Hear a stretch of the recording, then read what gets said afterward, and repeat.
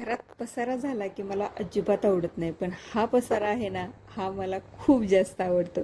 कारण जेव्हा आपण एखादा बिझनेस स्टार्ट करतो, काहीतरी काम स्टार्ट करतो आणि अशा मोठ्या ऑर्डर्स जेव्हा मिळतात ना, खरंच तो पसारा पसारा वाटतच नाही.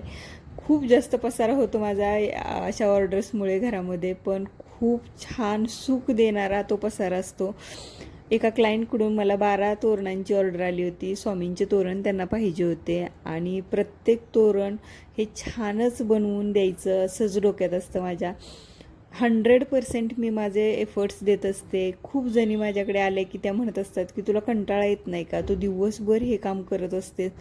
मी खरं सांगते, मला कसलाच कंटाळा येत नाही, कारण मला हे खूप जास्त आवडतं काम करणं.